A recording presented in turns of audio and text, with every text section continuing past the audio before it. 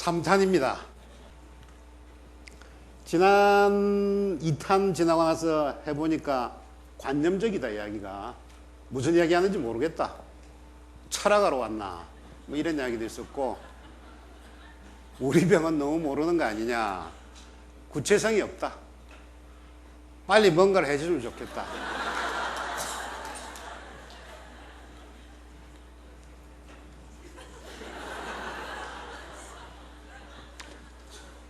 머리부터 녹이겠습니다. 누굴까요?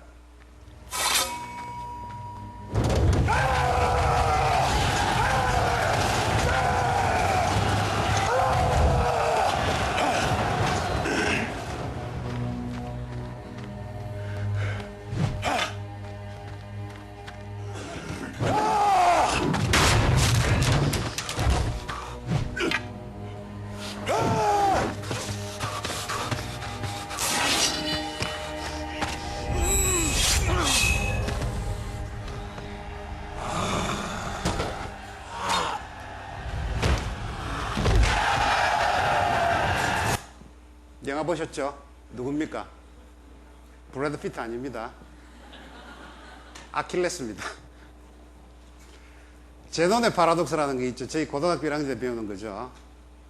아킬레스하고 거북이하고 싸움을 하는데, 달리기 경주를 하는데, 요렇게 이제 100m 뒤에서 출발을 하면, 요까지 가면 이제 속도가 이제 10배인데, 아킬레스가 요까지 가고, 요까지 가면 거북이 요까지 가고, 요까지 가면 요까지 가고, 요까지 가면 요까지 간다. 영원히 아킬레스가 거북이를 따라잡을 수 없다. 기억나시죠? 제논의 파라독스인데, 사실은 아니잖아요. 조금만 지나면 따라잡잖아요. 어떻게 따라잡습니까? 관점을 바꿔야 됩니다. 거리 관점에서는 절대 따라잡을 수가 없는데, 시간 관점으로 바꾸면 따라잡을 수가 있죠. 다시 고등학교 2학년으로 들어갑니다. 무한 개념에서 아킬레스가 거북이 따라잡는 데는 이렇게 계산을 하면 9분의 100초에 따라잡는다. 기억나십니까? 거리 관점에서 절대 따라잡을 수 없는 게 시간 관점으로 보면 쉽게 나오는 거죠. 관점을 바꾸면 세상이 달려 보입니다. 그래서 많은 책에서 이야기하기를, 사람들은 자기 눈으로 보는 걸 믿는 게 아니라 자기들이 믿는 대로 세상을 본다, 이렇게 이야기를 합니다. 인식의 필터라고 이야기를 하는데요. 제가 오늘 새로운 인식의 필터에 대해서 하나, 복잡계 이론이라는 걸 하나 소개를 드리겠습니다. 이 머레이 겔만이라는 사람이 노벨 물리학상을 1969년도에 받으신 분이 이런 말씀을 하셨어요. 복잡계 이론을 아는 사람과 모르는 사람과의 차이는 복잡계를 모르는 사람과 원숭이 차이보다 더 크다. 복잡계를 모르는 사람은 금붕어하고 비슷하다. 등장인물이 네 사람 나오죠. 사람, 복잡계 아는 사람, 복잡계를 모르는 사람, 원숭이, 금붕어, 네 사람이 나오는데, 여러분은 어디에 해당되십니까?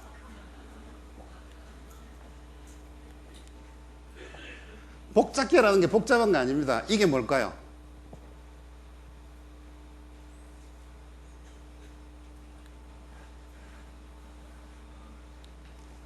제가 이제 장난친다고 안녕하세요를 영어 자판으로 해서 치면 이렇게 나오죠. 그죠? 자판 키만 한글로 바꾸면 이렇게 나옵니다. 굉장히 복잡한 것 같지만 키를 바꾼다라는 로직 하나 가지고 이렇게 바뀝니다. 복잡한 세상도 보는 원리가 있다는 거죠. 제가 사실은 이 복잡계라는 그 학회를 제가 한국에서 만들었습니다. 실제 연구하기를 벌써 97년도부터 연구해가지고, 뭐 옛날에는 제가 이제 성대에서 MBA들 가르칠 때도 아주 복잡하게 설명을 했는데, 학회도 하나 만들어가지고, 여기도 한 사람이 있습니다. 이게 제가 지금 고문으로 이제 물러앉았는데, 며칠 있다가 이제 컨퍼런스도 크게 열고, 붉은 악마 신드롬이 한번 나오고 나서, 제가 설명하는데, 그전에는 MBA들한테 가르칠 때 대개 한 4시간 정도 가르쳐도 무슨 말인지 모르겠다 하는데, 붉은 악마가 나오고 나서 1시간만 가르치니까 무슨 말인지 알겠습니다. 그래서 제가 오늘 여러분들 때 말씀드릴 거는 붉은 악마 신드롬 아시죠? 원조 붉은 악마 200명이 날개짓을 했는데 대한민국 국민들 1200만이 길거리 나왔죠. 어떻게 여러분들도 아마 많은 부분 저는 어디서 했냐면 요게 삼성동 그 광장에서 대한민국을 했는데 아마 대부분들이 나오셔가지고 이걸 하셨을 겁니다. 어떻게 200명이 날개짓을 했는데 1200만이란 국민들이 나와서 열광을 했을까요? 뭐 단순한 이야기는 아니지 않습니까? 뭔가 로직이 있고 스토리가 있을 거 아니겠습니까? 그래서 제가 거기에 대해서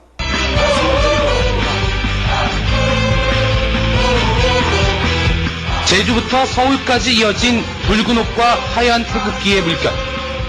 온 국민이 하나 된 이 물결은 거대한 응원의 바다를 이뤘습니다. 이날만 나온 사람이 650만입니다. 대한민국에서. 하루 저녁에. 연산에서 이제 1200만이 나왔는데, 저는 사실은 이거 있기 전에 버터플라이 이펙트라는 게 북경에서 나비가 날개짓을 하면 뭐 저쪽에 플로리다에 태풍이 온다. 이런 거 거짓말인 줄 알았어요. 근데 실제 날개짓을 하니까 이런 일이 벌어지더라고요. 어떻게 200명이 날개짓을 했는데 이 2200만은 연산입니다. 10만, 50만, 100만 해가지고 최고 650만까지 나왔는데 어떻게 사람들이 나와서 열광을 했을까? 조금 어린 이야기하면 우리가 모든 조직이나 어떤 시스템이 돌아가는 것은 위에 사람들이 방침을 정하면 밑으로 쫙 내려가는 매크로 방식이죠.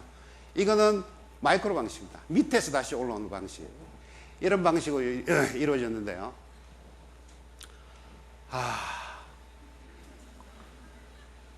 제가 이거 설명할 겁니다. 골치 아프죠? 200명이 시작을 해서 2200만까지 올라간 이 스토리를 제가 암호 문서로 지금 설명을 해드리겠습니다. 자, 한번 보시죠. 첫 번째 단계가 한국민들은 혼돈의 가장자리에 빠져들었다. 두 번째, 외부에서 월드컵이라는 에너지가 유입이 됐다. 원조 악마들이 있었다. 그다음 악마들 간에 포지티브 피드백이 일어났다. 그래서 자기 조직화가 됐고 프랙탈이 창발을 했고 공명장이 생겨서 공진화를 했다. 소설 같은 이야기죠, 그죠? 근데 이제 요거 똑같은 그림을 제가 한 30분 후에 다시 보여드리겠습니다. 그러면 무슨 이야기인지 알겠다 하실 텐데요. 먼저 혼돈의 가장자리라는 이야기부터 하겠습니다. 엣지 오브 케오스라는 건데요. 모든 단절적인 변화는 혼돈의 가장자리에서 생긴다고 합니다. 예를 들면 이것도 고등학교 때 나오는 이야기인데 유레라고 밀러라는 사람이 원시대기를 넣어가지고 번개불을 딱 때리니까 아미노산이 생기고 그 아미노산이 생명체의 기원이다 아니다는 논쟁이 있지만 자어지간에 여기다가 번개를 때리니까 뭔가 새로운 물질이 생겼다는 거죠. 그죠? 번개를 치는 순간 이걸 저희들은 혼돈의 가장자리라고 그럽니다. 예를 들면요. 상전이라는 게 뭐냐면 물하고 물이 녹이면 얼음이 되고 물을 증발시키면 수증기가 되는데 여러분들 한번 생각을 해보십시오. 물이 가장 무거울 때가 언제일까요? 기억나십니까? 사도시 때. 기억나시죠?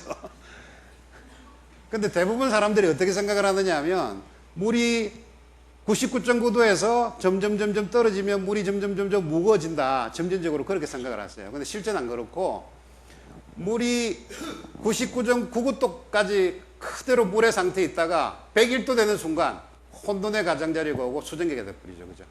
한순간에 위상변화가 일어납니다. 그래서 이제 얼음이 물이 되고 물이 가스가 되는 요 순간을 혼돈의 가장자리라고 그러는데 이 혼돈의 가장자리에서 모든 새로운 창조가 일어난다라는 게 첫 번째입니다. 우리나라가 그 당시에 왜 혼돈의 가장자리에 빠졌을까요? 기억나시는지 모르겠습니다만은 2002년 당시에 우리나라 국민들이 가슴 속에 다 응어리가 있었어요. 외환위기가 일어나고 청년 실업이 생기고 뭐 근무기를 하고 그다음에 관료주의들 뭐 정치권의 부패 스캔들 그러니까 뭐 쉽게 이야기하면 대한민국 국민들이 전부 다 화가 나 있었어요. 자, 내한테 걸려라. 걸리기만 걸리면 내가 가만히 안 있는다. 라고 꽉 화가 난 상태, 퇴직이 일부 직전이죠. 이게 저희들은 혼돈의 가장자리라고 합니다. 그 당시에 언론에서 이야기됐던 거는 한국민들의 한가응어리를 날렸다. 억눌려서 분출한 것이고 민족적 서러움을 다 털어버렸다. 이런 식으로 이제 표현을 했는데요. 그 당시에 저희들이 혼돈의 가장자리에 있었습니다. 두 번째가 외부에서 엄청난 에너지가 들어옵니다. 그 중에 첫 번째가 월드컵이라는 거죠. 우리나라 5,000년 역사상 이 월드컵이라는 게 열린 적이 없지 않습니까?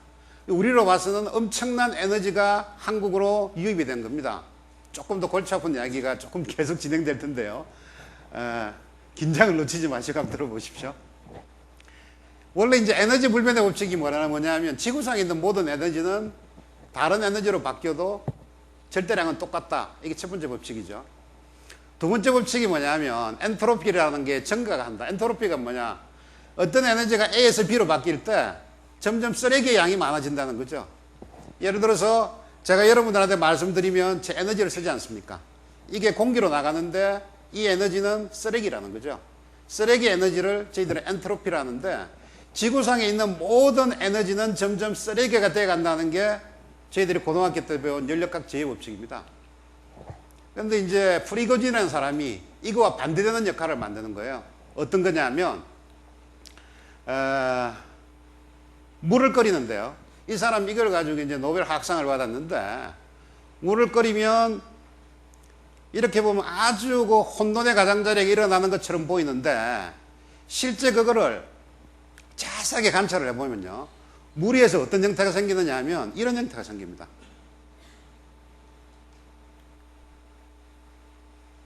이 컴퓨터로 시뮬레이션을 돌려보면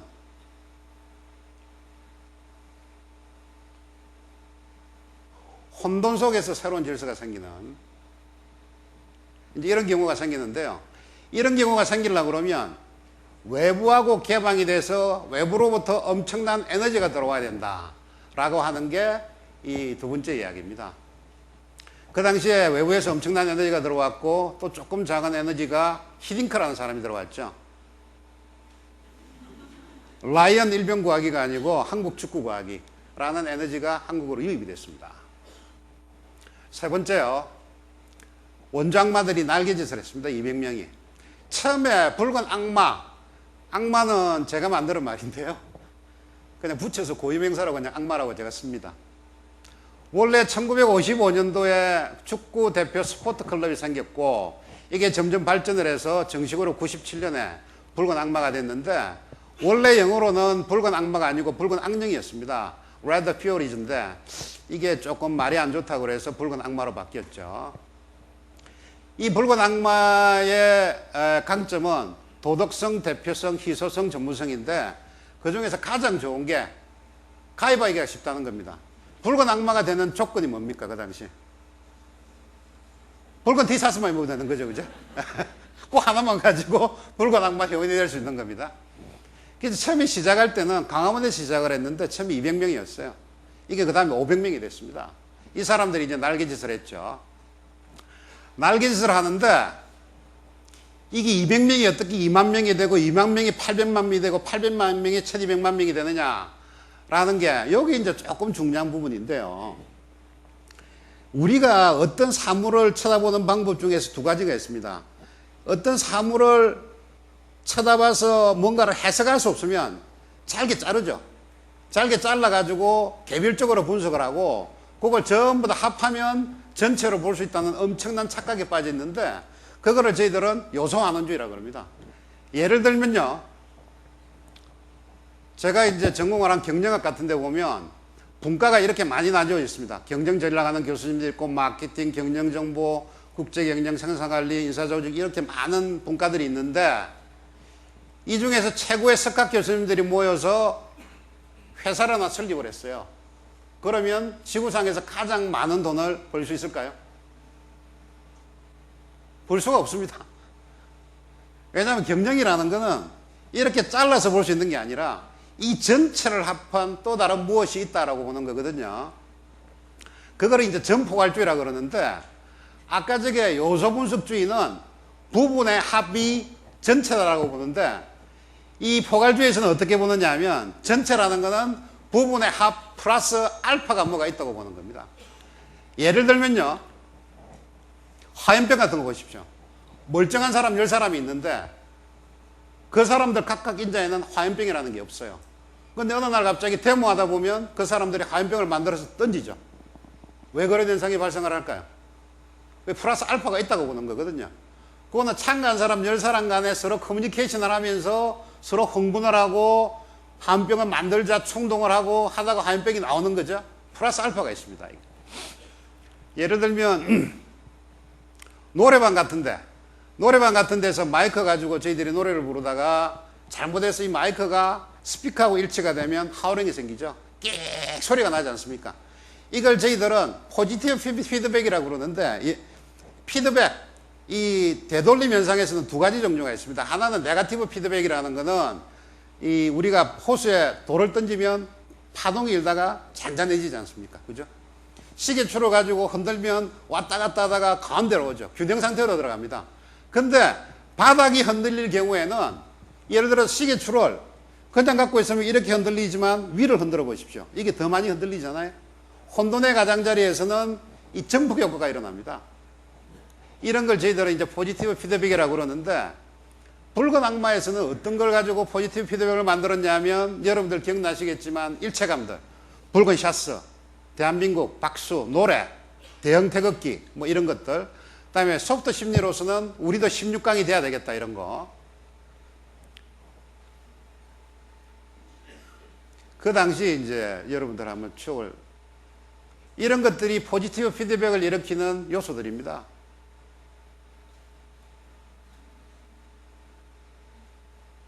제일 히트작이 이거죠. 그 다음에 이런 대형 태극기, 그 다음에 더 대단했던 게 이게 붉은 악마의 홈페이지죠. 홈페이지는 대한민국 국민들이 누구나 가입을 할 수 있고 홈페이지에서 모든 걸 다 전달을 했습니다. 이제 적극적인 포지티브 피드백이 생긴 거고요. 또 조금 어려운 이야기를 하겠습니다. 자기 조직화라는 개념인데요. 아까 일레 프리고진이 만들었던 그런 자기 조직화 개념인데, 무슨 이야기냐면 자기들끼리 서로 포지티브 피드백을 일으키다 보면 저희들이 상상을 못한 새로운 것들이 자기 스스로 만들어가는 거, 이런 걸 이제 자기 조직화라고 하는데, 전형적인 모습이 이 사람의 인체, 이런 게 자기 조직화된 모습입니다. 의사 선생님들 많이 계시니까 제가 말씀을 못 드리겠는데, 분자 10,000개 모은다고 어떻게 세포가 되고, 세포 10,000개 모은다고 어떻게 조직이 되고, 조직 10,000개 모인다고 어떻게 기관이 되겠습니까? 분자 예를 들어서 65개 모아가지고 딱 늘어놓으면 그냥 시체 아닙니까? 시체인데 분자들끼리 무슨 자기들끼리 뭔가 커뮤니케이션이 있고 피드백이 있으니까 세포가 되고, 여기에 또 모이니까 조직이 되지 않습니까? 이런 각각의 단계를 저희들은 복잡계 이론에서는 자기 조직화라고 그럽니다. 자기 조직화를 하는데, 예를 들면요, 이런 것도 자기 조직화의 모습인데, 기러기가 날 때 이런 모습을 그리죠. 기러기가 어떻게 해가지고 이런 모습을 그릴까요? 하느님이 만들어줬다? 안 그러면 이 항도기러기가 도사다? 안 그러면 이렇게 유전 인자가 머릿속에 있다? 아주 쉬운 원리인데요. 요 향도기러기는 그 당시에 가장 힘이 센 기러기가 앞장을 씁니다. 그 다음에 요 기러기가 날개짓을 하면 그 뒤에 공기 보텍스, 공기가 없는 지역이 생기죠. 그 다음 위치에 여기 있었는데, 너무 가깝게 가면 부딪혀서 떨어지고, 너무 멀리 가면 공기장을 받는 위치가 없기 때문에 그 두 가지만 딱 하면 이런 식으로 만들어집니다. 아주 간단한 논리죠. 그래서 이제 이런 걸 프랙탈의 원형이라고 그러는데요. 제가 점점 복잡하게 이야기를 하는데, 이런 원형이 생기는데, 이 자연에서 똑같은 모습이 확대하거나 축소를 하면 반복되는 현상을 저희들은 프랙탈이라고 그러는데, 예를 들면 말이죠, 자연현상에서 이거하고 비슷하게 생겼지 않습니까? 요거는 지구 위에 1km에서 본 거고, 요거는 지구 위에 10km에서 본 겁니다. 스웨덴의 하늘 찍으면 1.4km 위에서 찍으면 이렇고, 500m 위에서 찍으면 이렇고, 250m 위에서 찍으면 이렇습니다. 똑같은 게 반복이 됩니다. 이런 걸 저희들이 이제 프랙탈이라고 그러는데, 영국의 해안,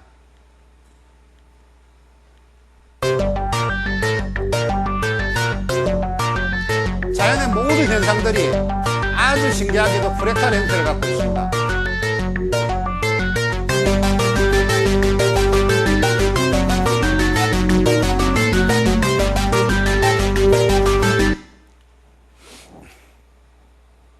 이런 것들이 프랙탈의 모습이고요. 이거는 확대를 하거나 축소를 해도 똑같은 모습이 반복이 되는 겁니다. 이거 모습, 이것도 프랙탈이라고 저희들이 부르는데 이 모습하고 브루클린하고 모습이 비슷하지 않으십니까? 사람의 핏줄하고 이거하고 비슷하지 않으십니까? 이거 다 프랙탈의 모습입니다. 이 고사리가 고사리의 모습인데요. 이렇게 보면 굉장히 복잡한 그림처럼 보이지만 실제 원리는 간단합니다. 가지가 하나 나오면 두 개로 펼치고 또 두 개로 나눠지고 두 개로 나눠지고 두 개로 나눠지면 이렇게 됩니다. 아주 간단한 원리가 반복적으로 되죠. 그리고 이제 이런 작은 프랙탈들이 서로 내부에서 공명을 합니다. 공명이라는 게 이제 레조넌스인데요. 이게 이제 우리나라 말로는 공명이 될 수도 있고 공진이 될 수도 있고 두 가지인데, 공명이라는 게 이제 이런 거죠. 여기서 바이올린을 켜면 저기에 사람이 없는 바이올린이 있는데 자동적으로 따라서 울리죠. 예를 들면 이런 겁니다. 이게 사람이 없는데 저쪽에서 첼로로 켜면 첼로가 자동적으로 이렇게 울리죠.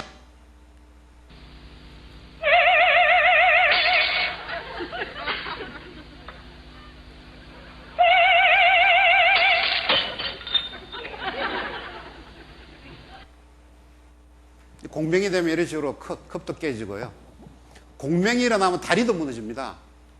예를 들면 영국에 가면 런던 브리지라는 다리가 있는데요. 이런 모습입니다. 밤에 찍은 사진이고요. 한면이 좀 있습니까? 이게 뭐라고 적어놨냐면, 군인들이 이 다리를 건널 때는 반드시 발걸음을 맞추지 마라. 발걸음을 탁탁탁탁 해서 맞춰가면 이 공명현상 때문에 다리가 무너집니다. 바로 옆에 있는 밀레니엄 브리지라는 다리가 있는데요. 이게 2000년에 밀레니엄을 맞아가지고 이 새로 오픈을 했는데, The bridge opened on the 10th of June, 2000, attracting thousands of people and the media. 다리가 흔들리는 게 But as the people 보이십니까? poured over the 사람들이 그 들어가는 보폭수하고 다리의 진동수가 맞으면 이런 엄청난 일들이 벌어집니다. 이제 이걸 공명이라 그러고 공진화라 그러죠. 공진화가 누가 누구를 그리고 있는지 모르는 모습, 이런 걸 이제 공진화라 그럽니다. 저희들 국민사회에 공명하고 공진화가 일어난 거죠. 그래서 공진화가 일어나면서 점점 이렇게 200~300명, 500명, 10,000명, 15만 명 해서 650만 명까지 일어난 거고요. 이런 모습은 제가 지난 시간에 말씀드렸던 유목민들이 오아시스에서 모이듯 현재 유목민들이 광장에서 모여가서 이렇게 응원을 하는, 저는 사실 여기서 응원을 했습니다만 좀 복잡한 이야기 했죠? 좀 졸리십니까?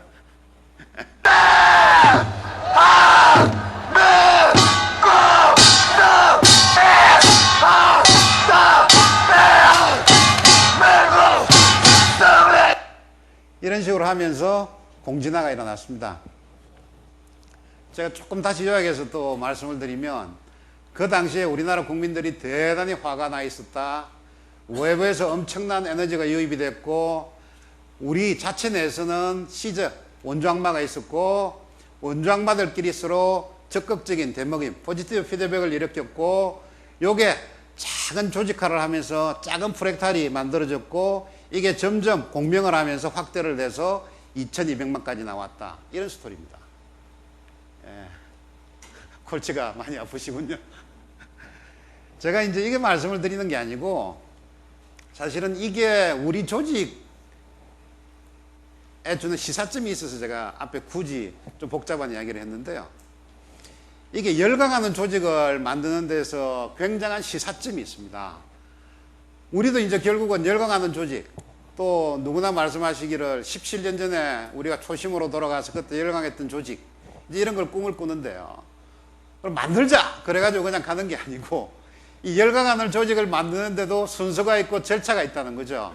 그래서 제가 붉은 악마 신드롬을 빗대어서 만일에 우리가 열광하는 조직으로 가고 싶으면 어떤 절차를 밟아야 될까라는 걸 제가 한번 생각을 해봤습니다. 첫 번째 하나가요, 아까 시사점이 혼돈의 가장자리 아닙니까? 우리가 열광적인 조직이 되기 위해서 첫 번째 저희들이 해야 될 거는 우리 조직 전체를 혼돈의 가장자리로 몰고 가야 됩니다. 조금 예외적이죠, 그죠? 뭐 일사불란하게 군대처럼 움직여야 조직이 크게 바뀔 것 같습니다만은 우리 조직을 혼돈의 가장자리로 바꿔야 됩니다. 이 랩이라는 교수가 작은 조직을 바꿀 때는 녹여라, 바꾸어라, 다시 얼려라. 인데 대규모 조직을 바꿀 때는 이 절차 가지고 안 된다고 이야기를 하고 있습니다. 많은 경우에. 예를 들면 녹이라는 똑같습니다. 중간에 혼돈의 가장자리로 몰아넣어라 라는 이야기가 있습니다. 그 다음에 다시 바꾸어라, 다시 얼려라. 이런 절차거든요.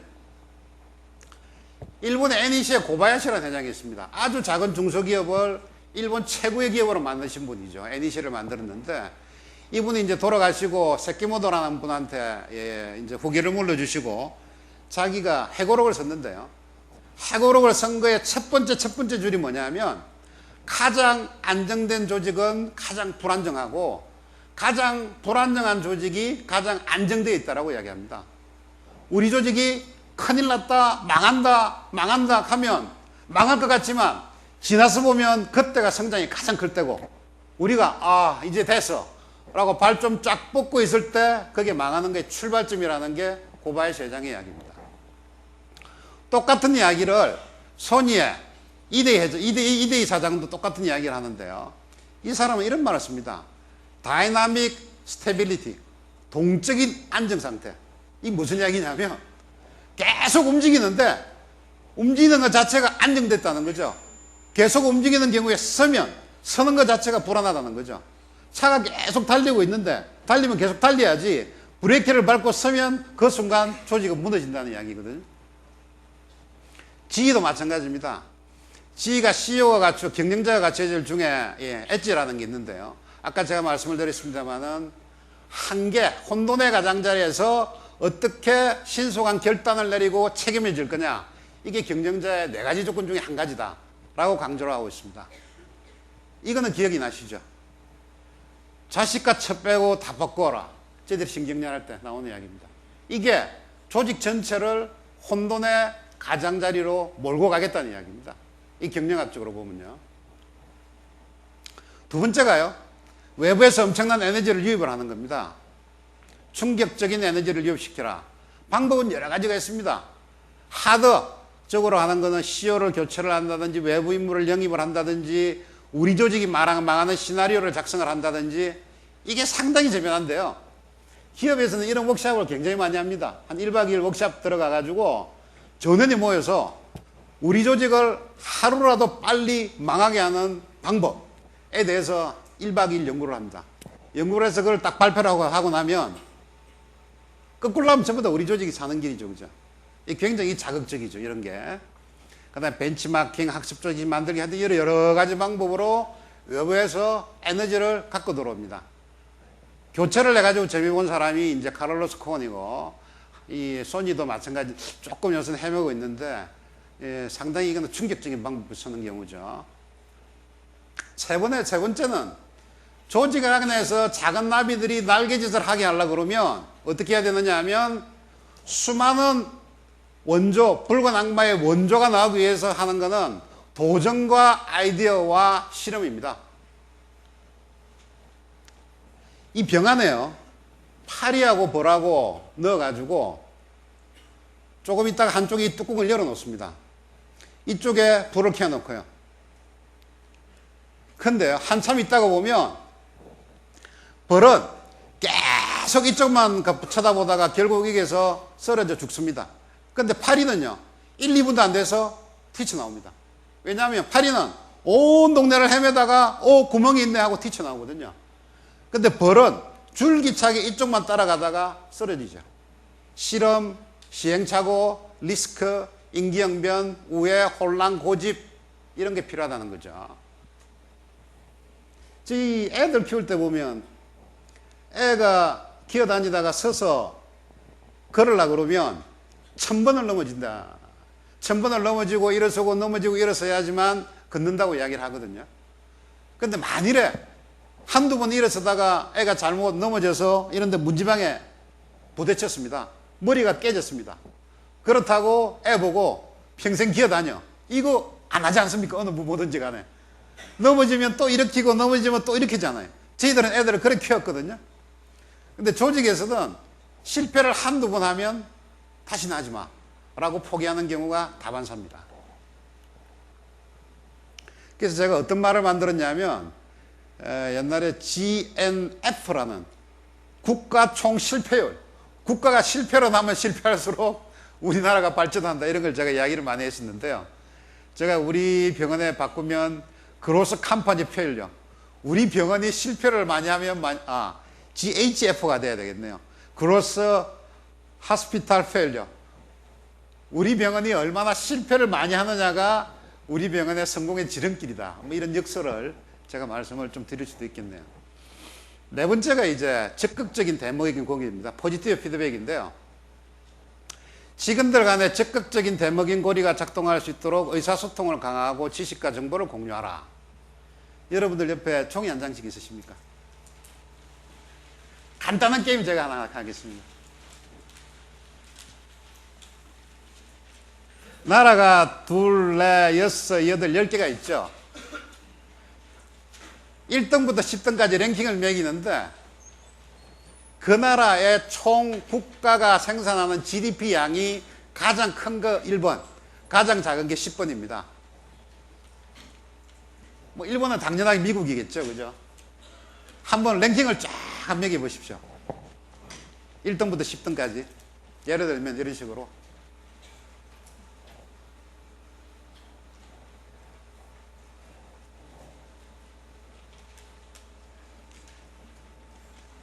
옆에 하고 협의하지 마시고요.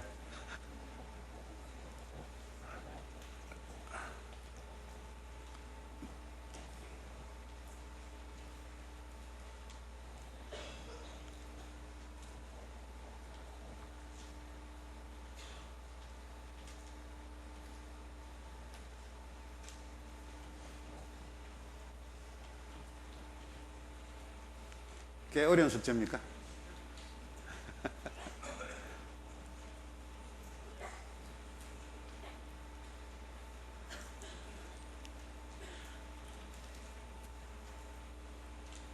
자, 그걸 다 매기셨으면 옆에 분 한 2, 3분하고 같이 한번 상의를 한번 해보십시오.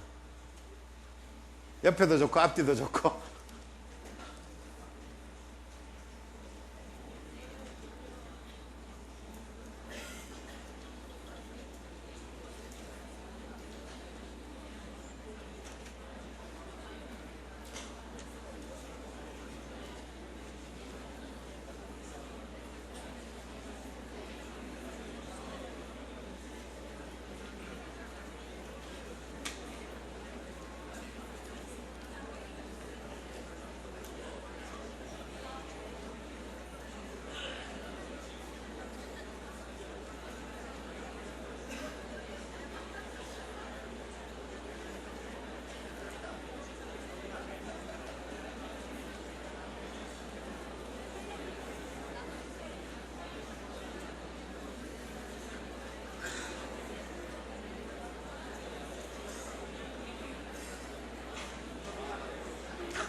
협의 안 하십니까?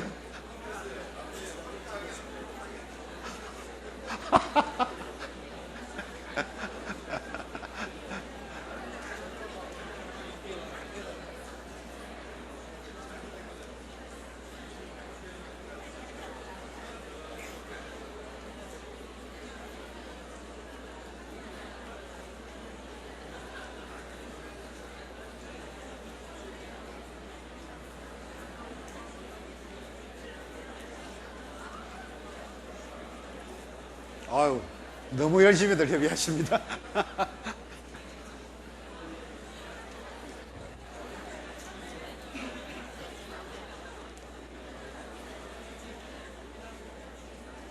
협의하신 결과를 이렇게 적어 보십시오. 제가 정답을 말씀드리겠습니다.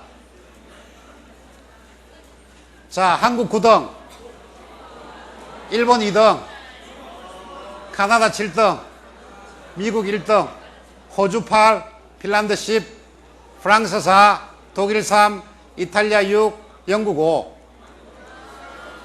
제가 다시 불러드릴게요. 9, 2, 7, 1, 8, 10, 4, 3, 6, 5. 적으셨습니까? 자, 그 다음에 간단한 산수를 하나 해보십시오. 제일 첫 번째하고 정답하고 차이를 이래 한번 적어보십시오. 차이를. 1이면 0이고 7, 8이면 1이고 9, 9면 숫자를 잘못 잡았네. 요 욕하나고 정답하고 차이를 한번 적어보시고,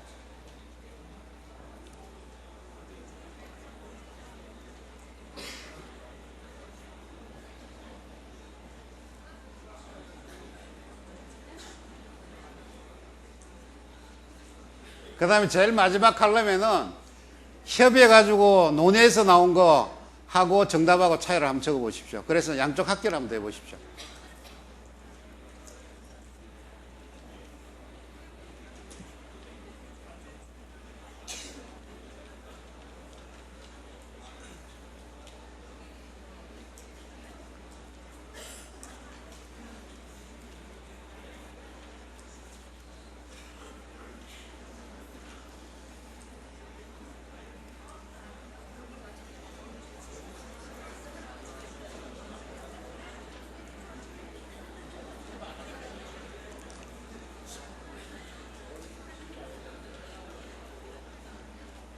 본부장님은 여기 얼마가 나왔습니까? 답이 얼마가 나왔습니까? 예? 14점하고 그 다음에 이쪽은요? 16?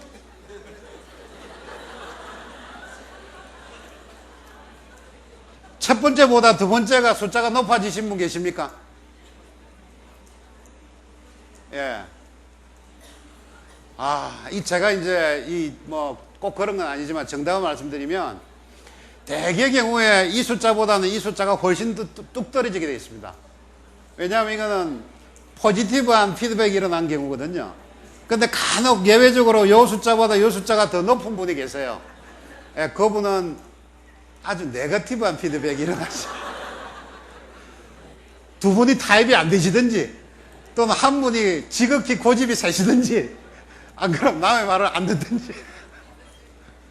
제가 이런 실험을 자주 해보는데 해보면 한 100군데 조직에 가면 한 98개가 이 숫자가 뚝 떨어집니다. 이게 넘어가죠. 마지막 5번째가 이제 이 스스로 자기 조직화를 만들려고 그러면 자율성하고 인프라입니다. 그리고 작은 성공 사례를 빨리 만들어야 되는데요. 저희들이 혁신하면 가장 크게 오해를 하는 게 뭐냐면 혁신은 거창하고 크다라는 착각을 하는데요. 사실은 맞습니다. 근데 시작은 작게 시작해야 됩니다. 제가 제일 좋아하는 캐치프레이즈가 나부터, 지금부터, 쉬운 거부터 이거거든요. 이게 왜냐하면 혁신이라는 게 거창한 거 잡아서 시작을 하면요, 돈도 들어가고 시간도 들어가고 실패하기도 쉽습니다. 근데 이 변화에서 가장 중요한 거는 성공 체험입니다. 작은 걸 한번 해서 바꿔보고 성공을 하면 이게 돼, 더 큰 걸 해보고 이게 돼, 더 큰 걸 해보고 하는 성공 체험이거든요. 그래서 예를 들어서 고객 만족이다 이런 이야기가 나오면 조직 전체에서 어떻게 하자 할 필요도 없는 거죠. 예를 들어서 내가 당장 할 수 있는 거, 이때까지는 목례를 10도로 했는데 이제부터는 목례를 15도로 하겠다. 그 다음에 내가 엘리베이터를 타면 안에 누가 서 있든 사람이 있든 없든 안녕하세요라고 이야기한다. 이거는 나부터 지금부터 쉬운 것부터 할 수 있는 거 아닙니까? 당장 할 수 있고 내가 할 수 있고 쉽게 할 수 있는 거, 이걸 하고 나면 이게 돼, 작은 성공 체험이 생깁니다. 또 더 큰 걸 도전을 하고 돼 하다가 나중에 표현이 조금 잘못됐습니다만은 바늘 도둑이 소도둑 되는 거죠. 그래서 처음부터 큰 거 거창한 거 하려 하다가는 사실은 실패하기가 굉장히 쉽습니다. 그리고 두 번째 가져야 될 생각이 뭐냐면 accept me입니다. 우리가 혁신하다 보면 가장 많이 나오는 현상이 총론 찬성, 강론 반대입니다. 우리 조직이 이런 문제가 있어요. 이거 이렇게 바꿉시다. 그러면 에브리바디 다 오케이 박수 다 쳐요. 그 다음에 이제 강론에 들어가서 A 부서에 들어가서 기하부서에서 요거를 요렇게 바꿔주셔야 됩니다. 또는 A라는 분한테 가서 요걸 요렇게 고쳐주십시오 하면 나오는 이야기가 내만 빼고 내 빼고 다 해라. 내가 다 도와줄게. 익삽트미 내만 빼라는 거죠. 이게 익삽트미입니다. 그러니까 자기를 제외한다 하면 그럼 누가 하는 겁니까? 에버리바디가 다 자기인데. 그래서 저희들이 항상 이게 혁신을 할 때 저희들이 이제 남 탓을 많이 하거든요. 나는 맞고 나는 제외고 남을 해야 되고 남 탓을 해야 되는데 사람이 참 재미난 것 같아요. 손가락 이렇게 한번 해보시겠습니까? 이 남을 이렇게 지칭을 할 때요, 하나가 상대방을 향하지만 재미난 거는 손가락 세 개가 자기를 향하고 있습니다. 그래서 저희들이 익사트미 남 탓을 할 때 이 호주 면접 권총을 뽑을 때는 심각하게 자기한테 세 번 물어봐야 됩니다. 내가 먼저 고칠 게 없나? 고칠 게 없나? 고칠 게 없나? 물어보고 그래도 자신 있다 할 때 과감히 남 탓을 해야죠. 그렇게 하기 싫으면 숫자 남들한테 저거 할 때는 요렇게 하시면 됩니다. 요렇게. 근데 요렇게 하실 때는 자기한테 세 번을 물어봐야죠. 예. 물어보고 나부터 쉬운 거부터 당장 할 수 있는 거부터 해서 작은 성공의 프랙탈을 만들어야 됩니다. 이걸 만들고 나면 아까 제가 말씀드린 공병이나 공진화가 일어나는 거죠. 그래서 서로 확산을 하고 커뮤니케이션을 하고 또 벤치마킹을 하고 같이 공진화를 해야 되는 거죠.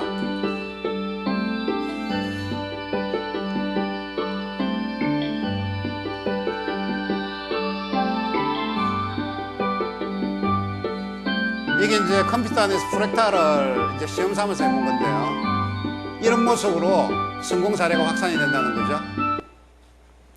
자, 제가 종합해서 말씀을 드리면요.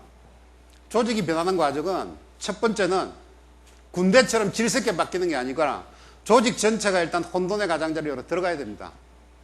두 번째가 충격적인 에너지가 유입이 돼야 됩니다. 세 번째가 도전하고 아이디어를 내고 실험을 해야 됩니다. 네 번째가 그걸 하기 위해서는 서로 포지티브 피드백이 일어나기 위해서는 소통이 돼야 되고 공유가 돼야 됩니다.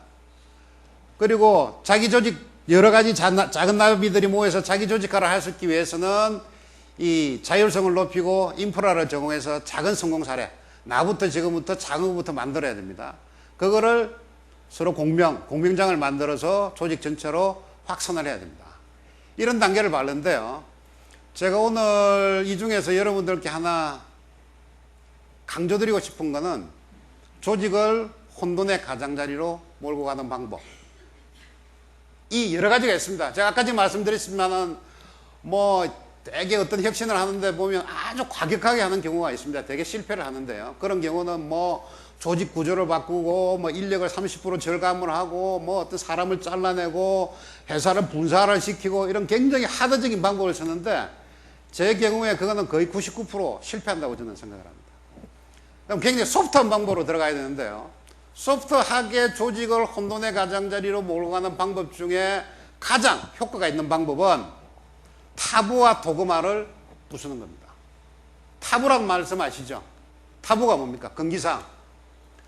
누구도 이야기를 안 하는데 우리 조직 내에서는 이런 거 이야기하면 안 돼. 이런 행동을 하면 안 돼. 요새 애정남처럼 그거 한다고 감옥 가거나 영창 가지는 않지만 절대 해서는 안 되는 거 있지 않습니까? 이런 게 타부입니다. 타부. 그 다음에 도그마라는 게 뭐냐면 이거는 어떤 목적이 있습니다. 목적이 있는데 이 목적을 달성하기 위해서 수단을 만들었어요. 근데 이게 목적하고 수단이 바뀝니다. 예를 들면요.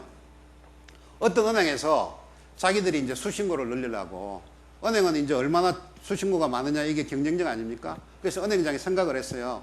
자, 수신고 늘리기 캠페인을 합시다 라고 했습니다. 이제 생각을 해보니까 이 수신고를 올리려고 그러면 일단 통장수를 많이 늘려야 되고 그다음에 통장당 들어가는 잔고를 많이 늘리면 수신고가 올라가잖아요. 그래서 이 은행장이 자, 이 두 가지 다 하면 힘이 드니까 자, 이번에는 이달에는 우리가 통장수 늘리기 캠페인을 하자라고 해서 통장수 늘리기 캠페인을 했습니다. 근데 실제 현장에 있는 이 은행들은 다니기 싫으니까 고객들한테 전화를 해서 뭐라고 이야기하느냐 하면, 고객님, 그 1,000만 원짜리 통장요 2개로 쪼개서 500만 원짜리로 나누시고 그렇게 하면 우리가 인센티브 드릴게요. 이렇게 합니다. 그러니까 수식으로 늘리기 위해서 수단을 잡았는데 그 수단이 통장수입니다. 통장수가 목적이 돼버리니까 그 옛날 같으면 고객이 200만이 수신고 하나도 안 들고 400만이 됐습니다. 그러면 인터넷 비용, 뭐 전산 처리 비용, 통장 찾는 비용, 목적은 좋았죠. 목적은 좋았는데 수단을 잘못 참고 수단이 목적어가 돼버리니까 이런 경우에는,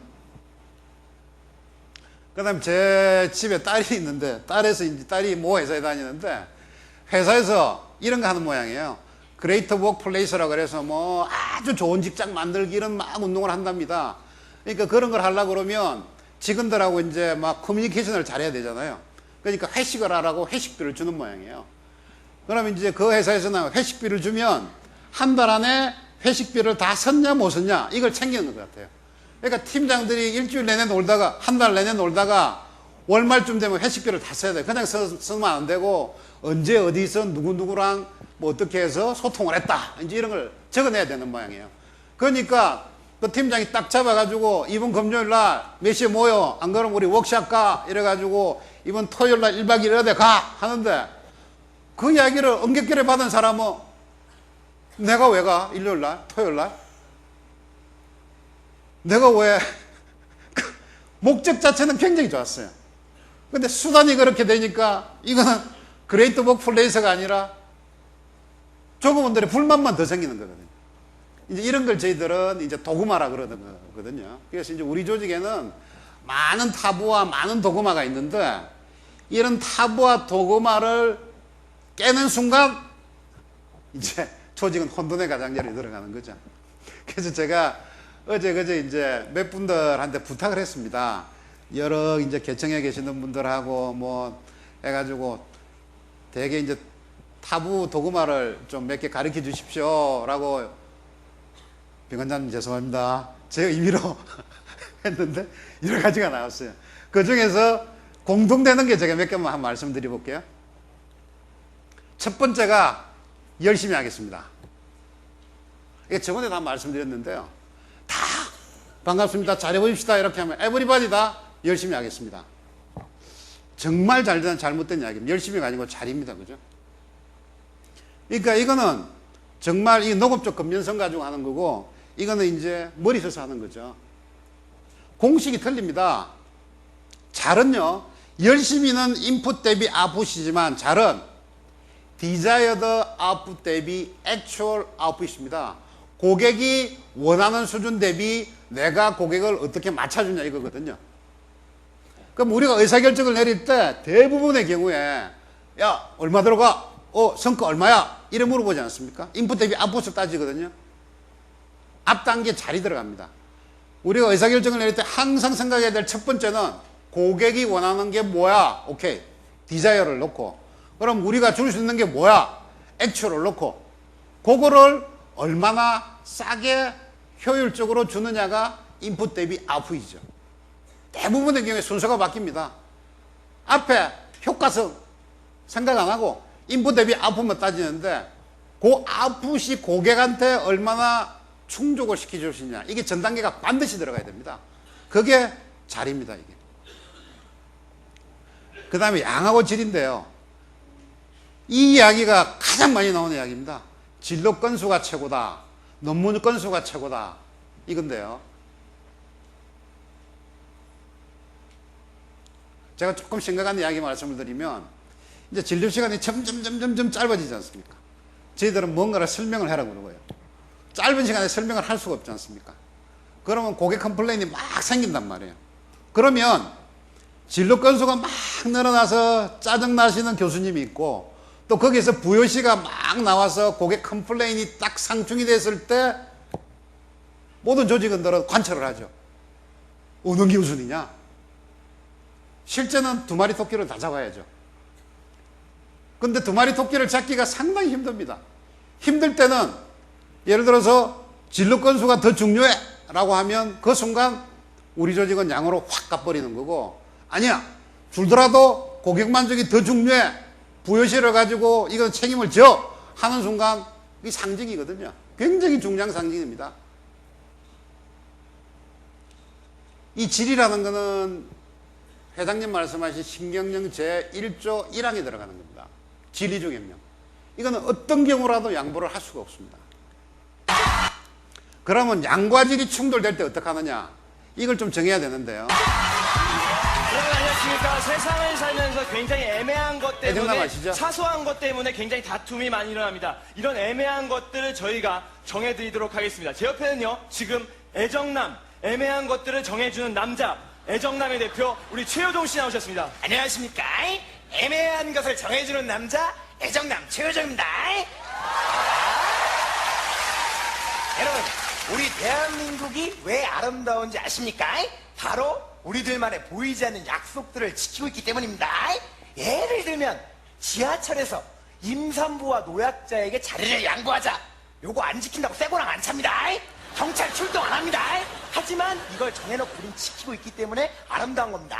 하지만 지하철에서도 애매한 것이 있습니다.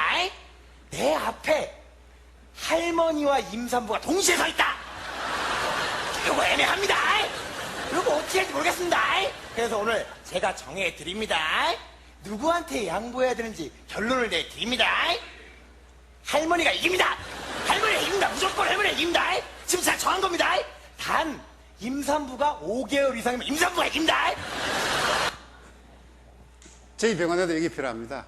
그래서 애정남이 아니고 애정팀을 만들었는데요.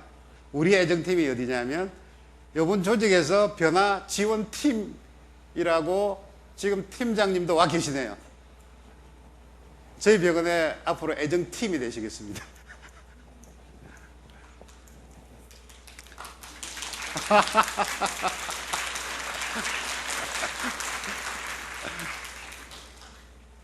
사실은 1등이 되려고 그러면 모순의 경영입니다.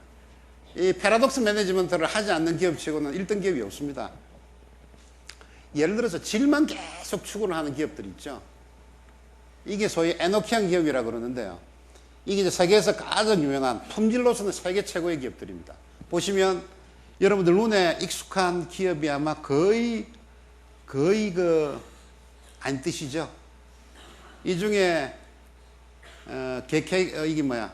게케이칸이라는 게 그 월계관이라는 일본의 300년 된 그 술 만드는 술도가집, 요 정도 뭐고. 이게 이제 저희들이 양과 질을 이야기할 때는 질을 포기하고 양을 가자, 양을 포기하고 질을 가자가 아니고 두 마리 토끼를 다 잡아야 된다, 이런 이야기입니다. 근데 결정적인 순간에는 질이 우선이라는 거거든요. 모순 관리인데요. 퍼시 버니백이라는 ABB라는 세계 최고 기업의 CEO인데 이런 이야기입니다. 직권화와 분권화는 완전 반대되는 이야기 아닙니까? 근데 두 마리 토끼를 잡아라. 빅 앤 스몰, 글로벌 앤 로컬. 이 중에 매스 커스터마이제이션이라는 게 있는데요. 대량 생산과 고객 관리. 매스 프로덕션은 물건을 찍어내지 않습니까? 값은 싼데 고객 입맛에 맞춰줄 수가 없잖아요. 그런데 커스터마이제이션이라는 건 양복에서 양복을 맞추면 개별적으로 몸은 다 맞출 수 있는데 돈은 굉장히 비싸잖아요. 두 마리 토끼를 잘 잡는 게 매스 커스터마이제이션입니다. 어떤 서비스를 쫙 모듈화를 해가지고 A, B, C, D, E 이렇게 모듈화를 해서 고객이 A를 원하면 A를 주고 B를 원하면 B를 조립해서 주는 이런 걸 매스 커스터마이제이션이라고 그러거든요. 이런 걸 하는 기업만이 세계적인 기업이라는 거죠. 그 다음에 나오는 게 이런 이야기입니다. 네가 해봐. 예를 들어서 막 아이디어를 내고 실험을 하고 장려를 하면 어떤 분들이 이런 아이디어가 있습니다. 오 좋아. 네가 해봐. 그러면 누가 아이디어를 냅니까? 그 다음에 다시는 아이디어 안 되죠. 이런 것도 있을 거예요. 제가 하여튼 저는 뭐 아직까지 저희 조직을 잘 모르니까 여러분들한테 한 10분한테 물어서 공통점을 제가 뽑아보니까 이런 이야기가 나옵니다. 저도 잘 모르겠습니다. 언젠가 애정남께서 다 가르쳐주시겠죠. 어느 게 맞는지. 그 다음에 다 잘해라. 이런 게 참 이게 뭐냐면 소위 망나주의하고 중점주의인데요. 이것도 중요해, 저것도 중요해, 저것도 중요해, 이것도 챙겨, 저것도 챙겨라는 이야기는 10가지 다 중요하다는 이야기는 한 가지도 중요하지 않다는 이야기입니다. 정말 중요하면 바이탈 퓨, 똑똑한 놈 몇 놈만 챙겨라는 거 아닙니까? 요거 중요하니까 요거만 챙겨 하는 게 중점주의거든요. 이게 망나주의 대 중점주의인데, 제가 이제 저번에도 말씀드렸지만 작고 강한 조직은 힘을 집중을 한다는 거죠. 아프리카에 가면 여러 고양이과 동물이 많습니다. 뭐 사자, 호랑이, 치타가 많은데 성공의 확률이 가장 높은 고양이과 동물은요, 들깨처럼 생긴 리카온이라는 들깨가 있습니다. 아주 요 지저분하게 생긴 이런 건데요, 이 확률이 사자나 치타보다 훨씬 더 높습니다. 이 친구들은 어떻게 하느냐 하면 얼룩말을 찾기 전에요, 미리 자기들끼리 작전을 짭니다. 작전을 짜서 회의를 합니다. 얼룩말대가 수백 마리가 있어도 딱 하나만 골라요. 하나만 골라가지고 그 얼룩말이 지쳐서 쓰러질 때까지 한 마리만 따라갑니다. 뭐 거의 확률이 100%죠. 이 리카운입니다. 김재규 사태 때 뭐 대충 아시죠? 똑똑한 놈 3놈만 골라. 이것도 중점주의 아니겠습니까? 주유소 습격 사건 영화 보셨습니까? 이게 요성입니다. 이게 요성이고 이게 김수로인데, 요성이가 한 명만 끝까지 죽을 때까지 따라가잖아요. 나는 무조건 한 놈만 골라서 패 하는 게 이제 이게 중점주의거든요. 그러니까 저쪽에 적군이 10명 있다고 10명 싸우는 게 아니고 그중에 하나만 딱 잡아서 하면 적들이 도망간다는 거 아닙니까? 그래서 중심주의 말씀을 드리고, 그 다음에 튀지 마. 또 이런 이야기가 굉장히 또 많다고 또 이야기를 하네요.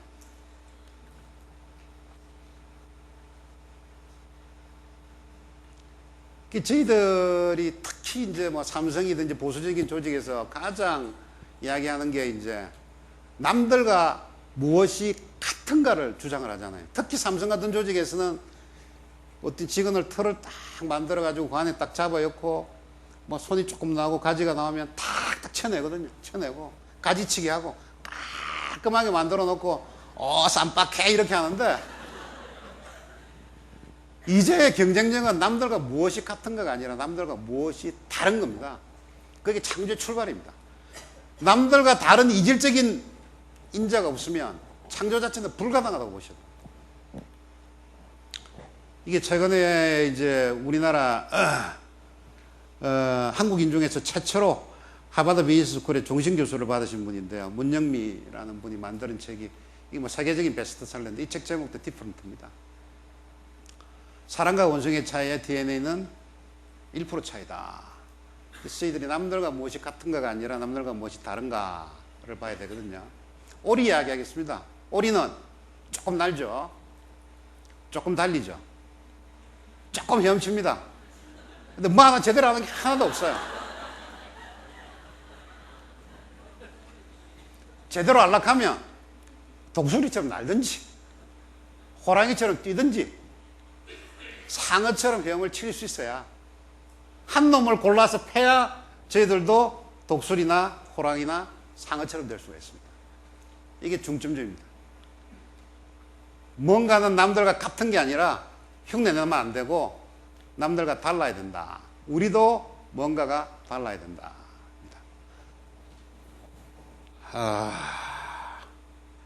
아까 애견 지나가고 정확히 맞아떨어지네요. 1시간 한 10분 내에 끝낼 수가 있겠습니다. 마무리하겠습니다. 여러분들 저 시르크 드 솔레 우리나라에도 2번 왔죠, 그죠? 태양의 스커스단 해가지고 저쪽에 잠실에 막 천막 치가지고 했는데요, 시르크 드 솔레가 알레그리아라는 글을 가져오면서 만들었던 홍보 영상물입니다. 어떻게 스커스단을 만들어서 저희들이 옛날 같으면 1,000원, 5,000원 주고 되는 이거를 50만 원씩 받으면서 자석을 팔 수가 있습니까? 거의 예술 수준까지 올린 거거든요.